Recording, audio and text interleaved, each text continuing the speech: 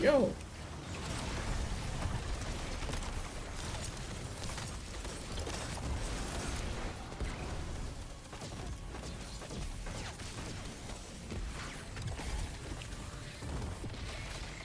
Seven.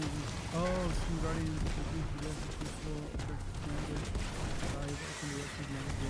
The Vanguard screen.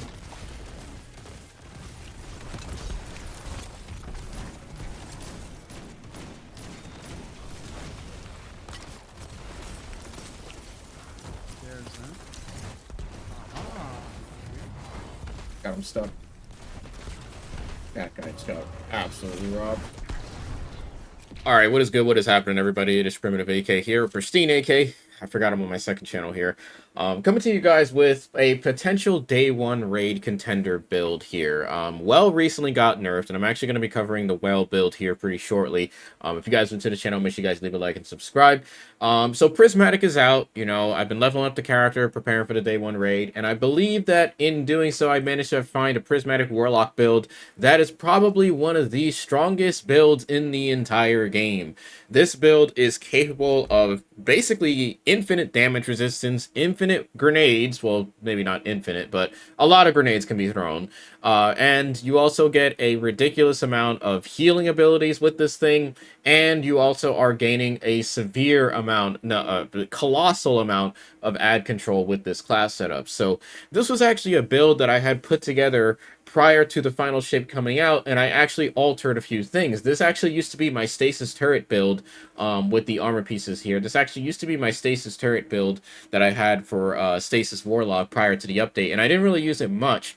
But when I saw that Prismatic Warlock had a lot of Stasis abilities in it, I decided to kind of merge those abilities with this build. So I'm going to showcase the build. I'll leave a dim link in the description as well for anyone that wants to give this a shot. Just make adjustments where needed. So first things first, let's talk about the Prismatic Warlock build. This is going to be a low-level Warlock build, and the reason why I say low-level is because we don't have all of the Prismatic fragments unlocked. But the ones that I do have unlocked are actually very good. So Transcendence is obviously going to be your Transcendence ability, so that's just kind of standard on the class. You are also getting a Freezing Singularity Grenade. This is going to have the abilities of the Vortex Grenade from the Void builds, as well as a Stasis Matter that will freeze targets that are stuck inside of it. So it kind of does a bit of both there, Void and Stasis damage. We have Healing Rift. This one's kind of a no-brainer. For some of you more sweaty players, you may want to opt for the Phoenix Dive. You know, they're both really good. I prefer to use Healing Rift just because it's straightforward. And the reason why we're going to be using Healing Rift, I'll explain in a bit, because there is a specific reason. Burst Glide, obviously best jump. Incinerator Snap, this one's going to be my go-to. I don't like using Penumbral Blast. I don't think it's very good. Pocket Singularity is probably one of the worst melees in the game, and you don't need to be speccing into Arc in this build, otherwise this build is not going to work. This is where the magic happens.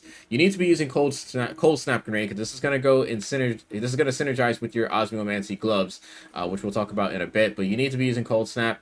Aspects, we're going to be using Feed the Void. This is going to give you Devour.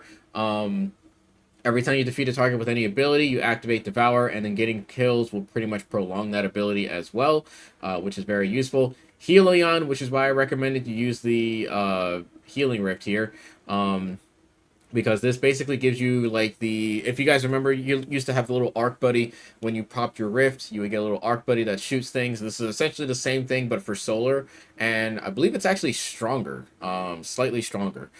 So it is giving you a nice little bump to just kind of extra damage to stuff, which is very, very useful.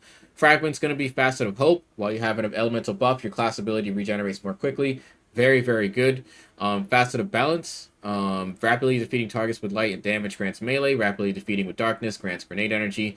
Very useful as well. I used to have the Facet of Dawn on, but I actually took this out. I just don't think it's needed, and the powered melee ability is not very good on Prismatic. We got Facet of Purpose. Picking up an orb power grants either Amplified, Restoration, Frost Armor, Woven Mail, or Overshield based on the damage type of your super. So in this case, because we are using a solar super, you are going to get Restoration. This is very, very strong. I cannot stress it enough. This is a very, very strong fragment here. Definitely recommend you guys put it on. You pretty much get free healing every time you pick up an orb. On top of that, we'll have some abilities, mods to help that out as well. While surrounded by combatants with faster protection, you are more resistant to incoming damage. While transcended, the effect is also increased. It's basically free damage resistance. By how much, I'm actually not sure, unfortunately, but literally free damage resistance. Put it on. Facet of Ruin, increase the size and damage of the burst when you shatter a stasis crystal or frozen target, and increases the area of effect from solar ignitions. Again, very strong with stasis grenades. And the super that we're using is going to be Song of Flame. This is actually the new, I guess I would like to call it the new Well of Radiance. I don't think people realize how strong this super actually is. Essentially, what this does, it is a portable pre-patch Well of Radiance. When I say it is impossible to die in this super, I mean it is literally impossible to die in this super.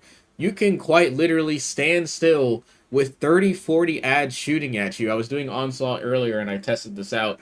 You can stand in the middle of the map with both the boss ground slamming you as well as a trillion ads shooting at you, and you just can't die. I'm not sure what the damage resistance is of this super, but it's got to be at least like 95%.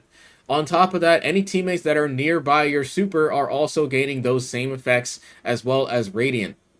So your teammates are gaining the Radiant. You can kind of see that it's working because when you run around in your super, there's going to be like a tether effect that you see that your teammates are getting. So it's literally a portable well. That's about the best way I can describe it. You also get infinite grenades, very similar to Starfire Protocol. The grenades are not nukes. I've noticed they're not really that strong, but they're very useful for ad clear. So this is very good at what it does. So definitely recommend you guys use it. It's better than well, in my opinion. Talking over to the weapons, you ideally want to have a triple 100 build. I don't really have this perfected, so that's why it's kind of a little bit all over the place. But ideally, you want max grenade damage. If you want to go for healing, you can do that as well. I think 80 is enough, especially in endgame content. I got through the Legend campaign very easy with this build. Let's talk about the helmet. The helmet's pretty straightforward. Run the solar siphon mods. I primarily use solar weapons. If you don't use solar weapons, just switch this to whatever weapon you're using. If that's a kinetic, just switch to kinetic.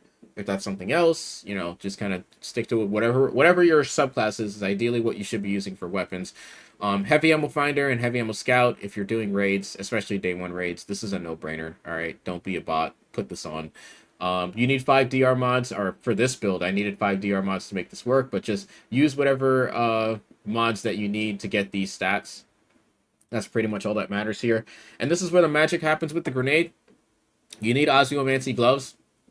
Basically, your cold snap grenades have an additional charge that recharges quicker on direct impact. The Seeker spawn from cold snap grenade travels faster, and when your grenade energy is fully expended, your armor charge is consumed and you gain grenade energy for each armor charge used. So while you have armor charge, you're gaining extra grenade energy. So basically, when you toss a grenade with these two mods combined with this exotic, if you get a direct impact with your cold snap grenade, you're pretty much 99.99% guaranteed to get your grenade back.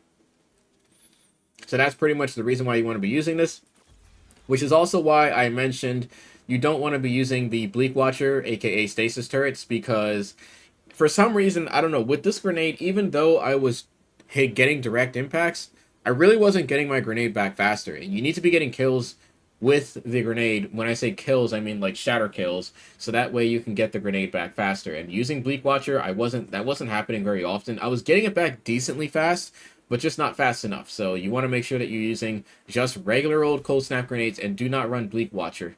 It's just not needed. You're going to get your grenades so incredibly fast, and you'll see it in the gameplay. We got rows of detestation here. Void resistance and double solar resistance. Just change this to whatever encounter you're doing. If you're doing like low level content, you don't need to change these constantly. But if you're doing something like the day one raid tomorrow, depending on when you're watching this video, or just a raid in general, you need to change this based on whatever encounter you're doing. That's pretty much the only recommendation I have there. For your boots, I'd recommend Harmonic Siphon for whatever. In this case, like I said, I'm using solar weapons primarily. But you can change this to whatever you need. I have one Solar Surge. Ideally, if I'm going into a damage phase, I'll hot swap over to this. You can see it does kind of tank. I might actually change this to recovery. Actually can't. Never mind. Okay. But ideally, you just want to hot swap to whatever your weapon is. So in this case, I'm probably going to be using solar weapons for the most part. So I'd hot swap to solar weapon surge while I have armor charge, so that way I can get the bonus extra damage. But in this case, you really only need one here, just because this is mostly for ad clear, and you're going to constantly keep getting it back. Recuperation, again, this goes hand in hand with the abilities. When you pick up an orb, you get Devour. So not only are you getting recuperation, you're getting also Devour from your subclass when you pick up an orb or defeat a target with the ability. You get the effects of Devour, which is very useful. And then picking up an orb will also give you recuperation. So one might argue this is a little bit overkill because you don't really need recuperation and Devour at the same time. But there are some instances where Devour is not procced, and it ends up costing me a death because I didn't have anything procced or I didn't get a kill. So that's kind of why I just like to have recuperation. But if you're able to keep track of your buffs constantly, then you probably don't need it. But I would recommend it regardless. And moving on to the class item. I probably wouldn't use Powerful Attraction here. I think I had this on by mistake, actually. I don't think it's particularly needed. For day one raids, I would probably opt for either Reaper, combined with maybe even Special Finisher, or even just Outreach. Powerful Attraction is more built for Hunters. It's not horrible. It's just not recommended for Warlock, because Hunters, you can kind of run up into a group of enemies in a day one raid, and then Powerful Attraction, just dodge out of there, get your invis, and then you'll be able to pick up whatever was on the ground over there. So this mod, you can kind of change out whatever you need or whatever you deem is necessary here. You might even be able to get away with something like Special Finisher, or even Bulwark Finisher. There's kind of there's really a lot of options you can go with there. So just kind of go with whatever you feel is best there. There's no real wrong answer. However, Reaper is pretty much a must. This is a free orb every time you pop your craft ability. Bomber as well. I want to be able to get my grenades as quickly as possible. So popping your class ability will get your nade back. But so essentially, the gameplay loop for this is throw a grenade, shoot, shatter, throw a grenade, shoot, shatter. That's literally the gameplay loop. Every time you throw a grenade, you should be shooting the enemy that is frozen, so that way it procs the shatter. The shatter is going to kill whatever is within the radius. You're also getting the effects of the fragment that gives you bonus shatter damage. Which one is it? I forgot which one it was. This one. You're getting the bonus of this fragment, so your shatter is going to have a larger area of effect. So literally, again, throw grenade, shoot, shatter the enemy, get your grenade back. That's literally the gameplay loop. And like I said, as long as you are fighting a group of enemies constantly, I guarantee you will always, always, always have a grenade up. Also, I want to note, you need to make sure that you are shooting the targets, because if your teammates are shattering for you, you're not going to get your grenade back. So just make sure that you are getting the direct impact with the grenade, and then also make sure you are shooting the enemies as well. But anyways, I got a gameplay just showcasing how this build works. If you guys want to stick around for the remainder of the gameplay, you're more than welcome to do so. But again, link to this build will be in the description for those that want to try it, make adjustments where needed. If you guys have additional suggestions for builds, let me know in the comments box down below. I'll also be covering the Warlock build pretty soon here, just kind of updating the well build. It's still good, by the way. It's just not as brain dead overpowered like it was previously. But anyways, I'll catch you guys in the next video. Let's hop right to the gameplay.